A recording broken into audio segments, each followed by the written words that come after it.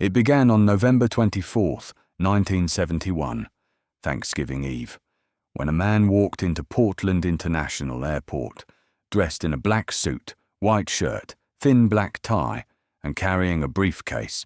He paid in cash for a one-way ticket under the name Dan Cooper for Northwest Orient Flight 305 to Seattle, and from that moment he became a legend, an unsolved puzzle, a ghost in the wind, because what he did next would leave the FBI baffled for over half a century, and the world wondering whether he was a genius, a madman, or both.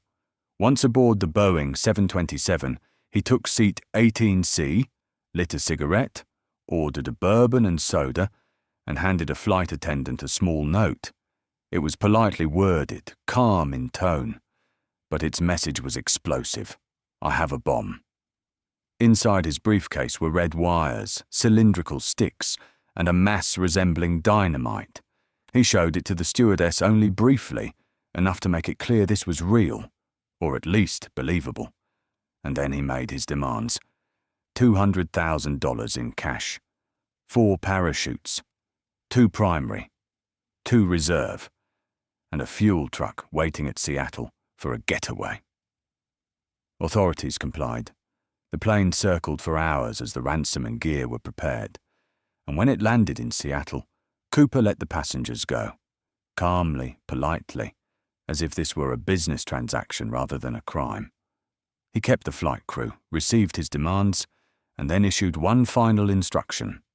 Fly south toward Mexico City, maintain low altitude, keep the airspeed under 200 knots, and leave the rear stairway unlocked.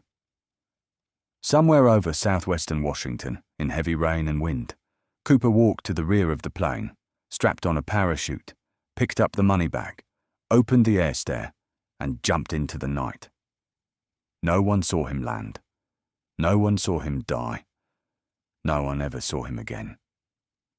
What followed was the most extensive air and ground search in FBI history, covering vast stretches of forest, riverbanks, and remote wilderness. But there was no trace of him, no body, no parachute, no bag, only silence. For years, theories emerged. Some said he died in the jump, crushed by trees or drowned in the Columbia River. Others believed he survived, started over, and lived quietly under a new identity. A few even called him a folk hero, a man who beat the system without hurting anyone, who planned and vanished like a magician. But one thing was clear. Whoever D.B. Cooper was, he had pulled off one of the most mysterious crimes in American history, and left behind a legend that only deepened with every failed lead. In the next part, we'll examine the physical clues left behind, the black tie, the ransom money found years later, the parachutes, and how each item added another twist to the mystery. When the plane landed safely without its most mysterious passenger, the investigation began not with fanfare, but with fragments, objects left behind like riddles from a ghost.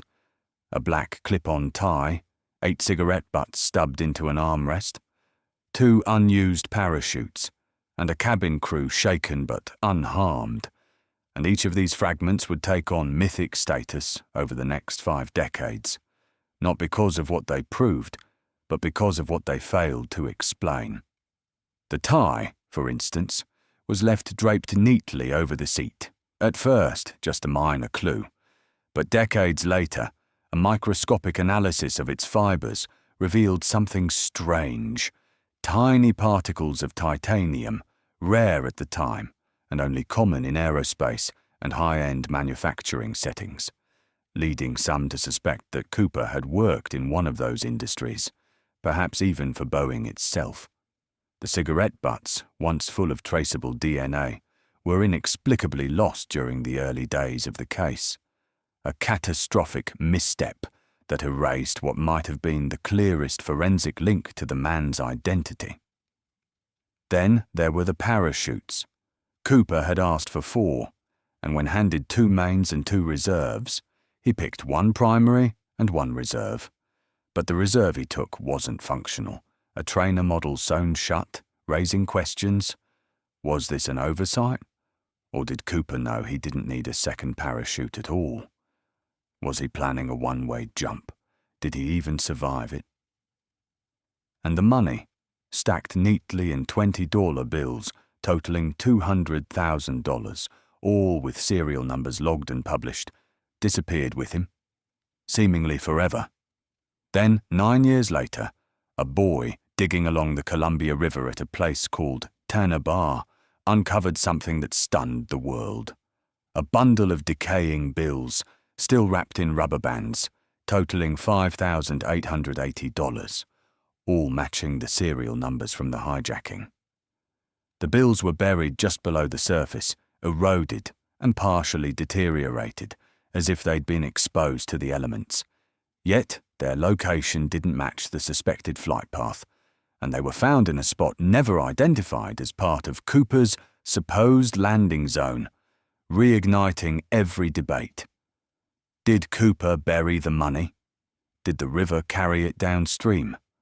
Was it planted, or was it a breadcrumb left behind to throw the FBI off his scent? The discovery deepened the mystery instead of solving it. To some, it proved he had died. Lost in the woods, the money slowly scattered by nature. To others, it proved he had lived and intentionally discarded part of the ransom to mislead the authorities. For years, FBI agents scoured forests and riverbeds, deployed helicopters, analyzed weather patterns, and interviewed every possible witness within miles of the flight path, but nothing definitive emerged. Cooper had vanished as if into another dimension, leaving behind objects that whispered, but never spoke clearly. In the next part, we'll explore the suspects, the men whose backgrounds, habits, and alleged confessions have kept the D.B. Cooper case alive, and ask, was the truth always hiding in plain sight? As years passed and the trail grew colder, the case of D.B. Cooper transformed from an active investigation into a battlefield of theories, each anchored by a suspect, each shaped by obsession, doubt, and just enough coincidence to keep the FBI guessing and the public intrigued. Because if Cooper did survive, he either disappeared flawlessly, or he lived right under our noses, disguised not by masks or surgery, but by the banality of ordinary life.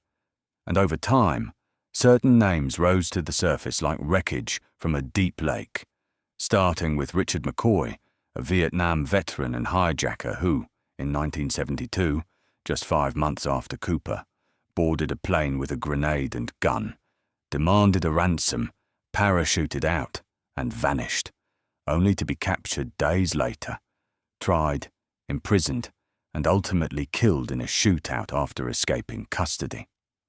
McCoy's method was nearly identical, same aircraft type, same escape strategy, and many believed he was Cooper, refining and repeating the playbook, but McCoy was younger, didn't match witness sketches, and adamantly denied involvement until his death, leaving the theory inconclusive. Then came Robert Rackstraw, a former Army paratrooper and explosives expert with a criminal record and a flair for deception. Investigators were drawn to him because of a tantalizing set of connections. He used fake identities, had aviation knowledge, and in one letter sent to a news station, a codebreaker claimed to have found Rackstraw's name embedded in a supposed D.B. Cooper message. But his eye colour didn't match, and the evidence, while circumstantial, never reached a prosecutable level.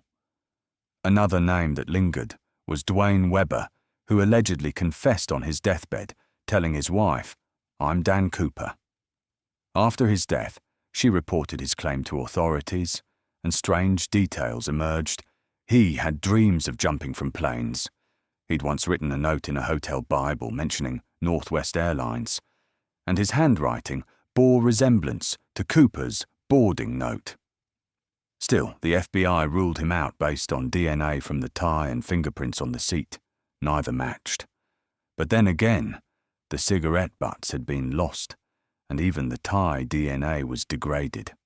Another candidate was Kenneth Christensen, a former paratrooper and Northwest Orient employee who suddenly had large sums of money post-1971 and bore some resemblance to the sketches.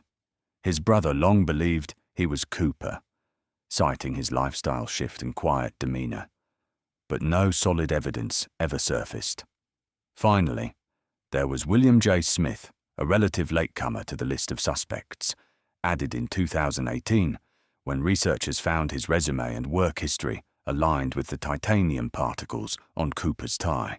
He worked for a company that had access to rare industrial materials, and he matched physical descriptions better than most. Still, he too was never confirmed. Each of these men had a piece of the puzzle, but none of them held the whole picture. And that's what kept the legend alive. Cooper could be any of them or none of them. And the longer the mystery endured, the more the line between fact and folklore blurred. In the next part, we'll explore the flaws in Cooper's plan, the harsh weather, the dangerous jump, and why some believe he never survived that night. On paper, Cooper's escape sounds cinematic.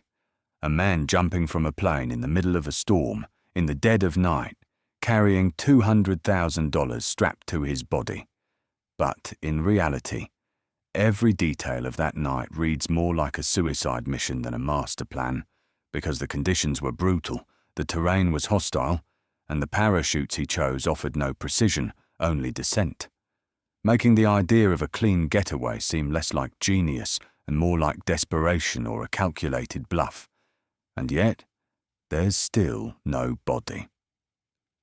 The plane was flying at approximately 10,000 feet in heavy rain over the densely forested areas of southern Washington, with wind speeds over 100 miles per hour and near freezing temperatures, and Cooper, dressed in slacks, loafers, and a thin trench coat, jumped from the rear stairs of the Boeing 727 without thermal protection or visibility, with a money bag that would have pulled hard against him in freefall, risking spin or sudden drop.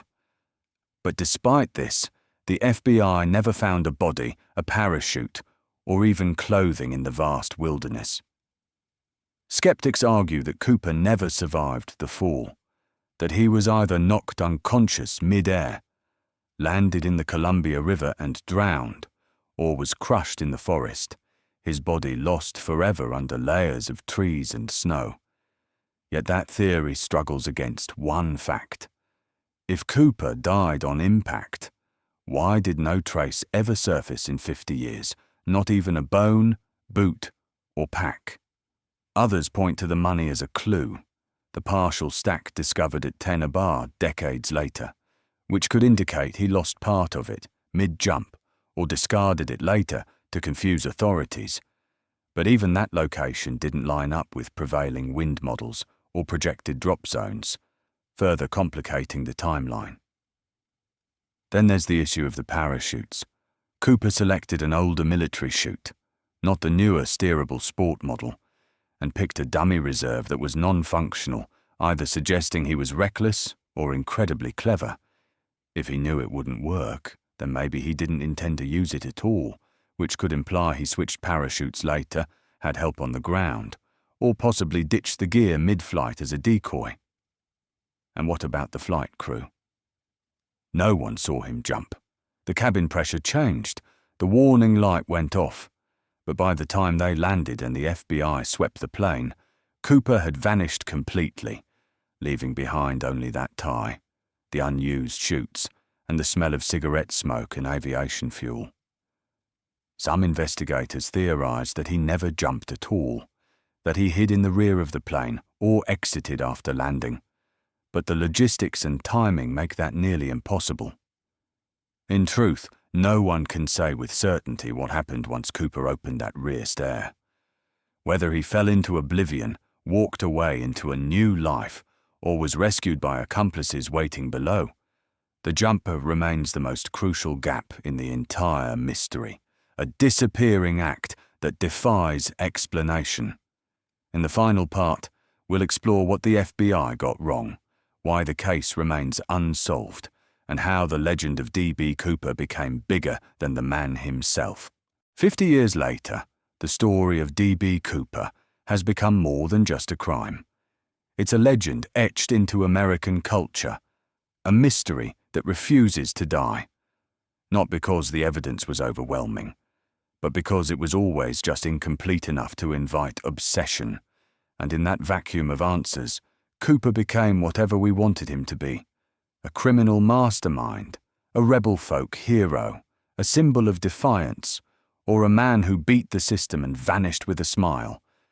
And yet the truth, if it exists, still hides in those forested hills, behind dusty files, or in the fading memory of someone who never spoke.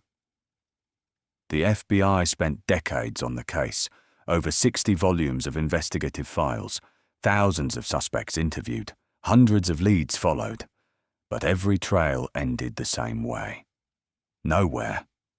In 2016, they officially closed the active investigation, citing lack of new evidence, but interest in the case only grew. New documentaries, amateur sleuths, code breakers, authors, and YouTubers kept searching, kept building theories from the fragments left behind. What remains are the facts we know. A man using the name Dan Cooper boarded Flight 305, hijacked it with calm precision, made a set of demands that were fulfilled, and jumped out into the unknown, never harming a single person and never showing up again. Every suspect proposed since then fits part of the puzzle, but none of them fit all of it. Some were missing from key timelines, others were ruled out by DNA or age or height, and the ones that remained, like shadows, offered just enough resemblance to stoke debate without closing the case. Even the money recovered at Tenor Bar raised more questions than it answered. How did it get there? Why only a portion? Why in a place that didn't fit the flight path? Was it lost in the jump, planted later, or part of a larger misdirection? And the titanium particles on the tie, what do they really prove?